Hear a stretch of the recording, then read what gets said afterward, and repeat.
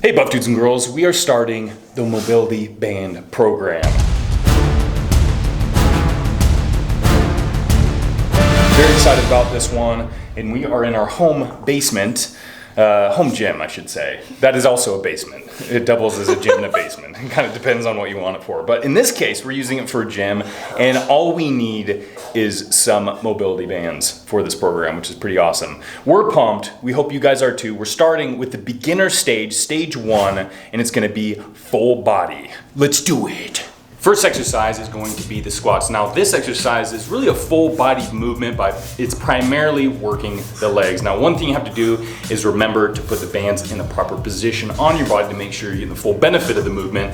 And one, you want to wrap the band around your neck, but don't have it at the base of the skull. What you really want to have it is down farther where it's going to be kind of closer to your trap area. Once you reach that, you're stepping on the bands and just get in a stance that's comfortable for you. I like a little bit wider, toes pointed out in a comfortable position, and you're gonna be squatting down. As you squat down, the resistance lessens, but as you push upward to the top position, that's when that resistance really kicks in. You can feel those legs really work hard to get you to the top position. One thing you'll notice about the bands is that they're gonna be placed on your outer thighs. So if you let the bands, you're gonna wanna push your knees inward. So you're gonna have to really externally rotate your knees out and get a better squat and make sure you're in the proper positioning as well.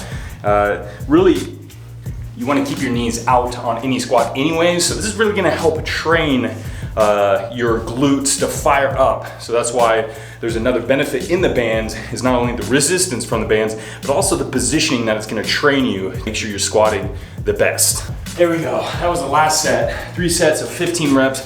Now we're on to the next exercise, which is gonna be the bent over rows.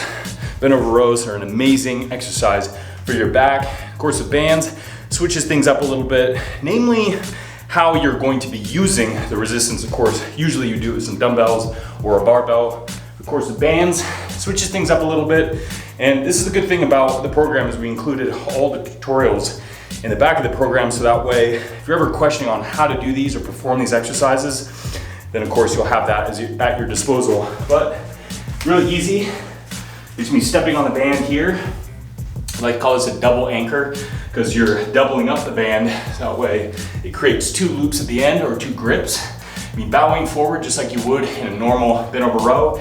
And you're gonna be pulling that band up to that top position, utilizing your back to really get your elbows as high as possible. And that's pretty simple. That's what's amazing about the bands. They're not only mobile, they're cheap, they're light, but you can really recreate almost any exercise you need or want to hit any muscle group you want. And that's why we're very excited for this program. Oh yeah. Another thing about the bands is that it really teaches you control, because what happens is as you pull the bands into position, or at least in this case, or push them in other exercises, when you bring them into position, the resistance increases quite a bit. It's gonna wanna snap back. So you're really gonna have to hold that position, and it's gonna take a lot of stability in there, but also on the eccentric movement, you're gonna have to control it too, because it's wanting to quickly pull you back into the starting position. So you're gonna have to use a lot of that muscular control, not only in the concentric movement, but also the eccentric. Next exercise is gonna be the chest press. I love this exercise. It's pretty amazing when you can just be standing and work your chest, especially the way this one feels. And what I like to do is wrap the band just around kind of like between the thumb and the index fingers, just like so. And what you're gonna do is pulling it around you, and you can put it just about the lower scapular or shoulder blade area. And this is kind of the starting position. You can pull your shoulders back. Thankfully, the band kind of helps pull the shoulders back a bit. And you're gonna be doing a chest press. So, beginning position, get a feel nice stretch in your chest, elbows in a flex position, and just about a 45-degree angle to the body. And then you're gonna be pressing forward and getting a nice squeeze at that top position. Ooh, yeah. I mean, they just feel so damn good. I mean, you can just walk around town doing these to make sure you always have a chest pump. I think one of the worst things about doing a standard like barbell chest press is that you're laying down and you're just facing the ceiling, so you can't see yourself. But that's what's cool about these is that you can stare at yourself in the mirror, you know, to make sure your form's good and all. We're using bands and he's using the next biggest fitness equipment. the rubber ball. The next exercise is going to be the shoulder press. Now, usually we do it standing, but unfortunately the ceiling is a bit low.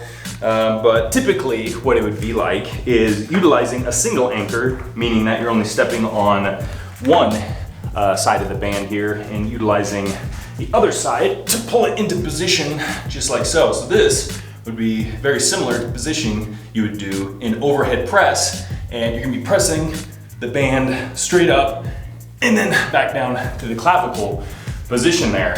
So it's very shoulder intensive, but again, it's really utilizing a lot of stability as well, because once you push the band into that top position and pretty much the fully stretched position, it's gonna feel very unstable. It's gonna want to pull you forward, it's gonna want to pull you back. It can up the difficulty quite a bit.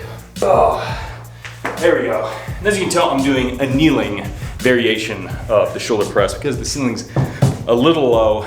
So that's another way of just showing that there's a lot of variations to really anything. Obviously you can do it standing, you can do it kneeling, but kneeling is gonna make it a little bit easier because obviously the resistance is going to decrease because it's not being stretched out quite a bit as much as it would be in the standing position. So just keep that in mind whenever you change your positionings, taller or shorter, the resistance is gonna either increase or decrease.